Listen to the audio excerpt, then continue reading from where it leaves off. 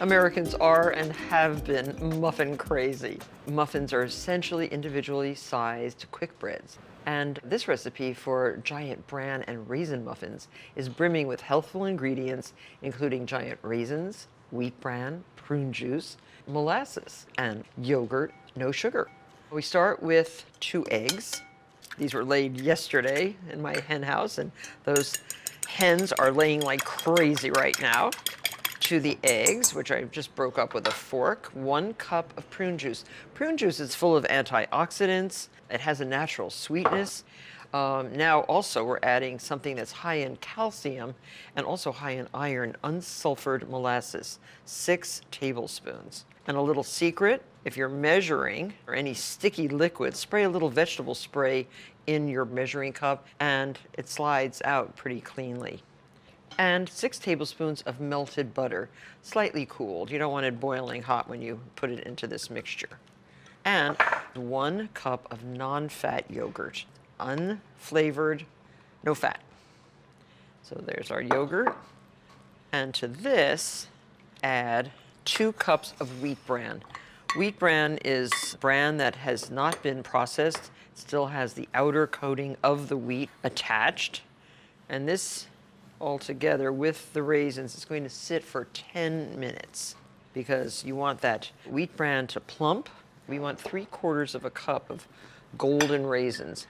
Now look at the size of these raisins. These are the most gorgeous raisins and they are so tasty. And 3/4 of a cup dark raisins. 30% of the grape crop in America goes to the raisin industry. It's what your kids love.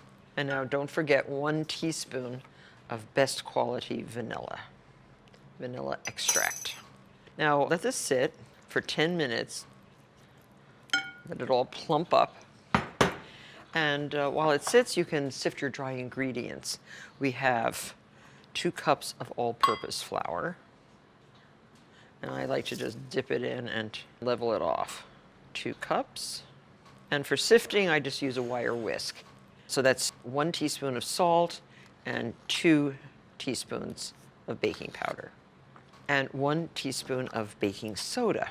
After 10 minutes, you can mix the dry ingredients into the bran mixture.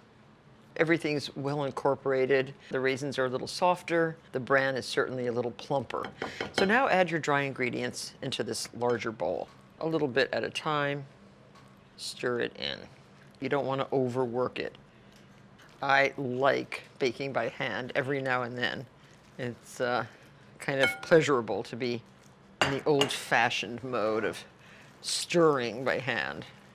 So there, ready to put into our muffin tins. This recipe is designed to make 6 1-cup muffins. Now I'm using a 1/2 cup scoop. We're going to have to scoop it more than once to fill the papers. But all of this should fit into these 6 papers. And using an ice cream scoop like this really helps a lot. Look how neat. This is a much neater way of forming muffins, cookies, biscuits. So pop these right into a 375-degree preheated oven, right on the center rack, and bake 27 to 30 minutes. So once these come out of the oven, cool them on a rack. And I like to put them in a basket like this. When you break this open, look how full of goodness, full of beautiful raisins, and have some softened, unsalted butter, and enjoy.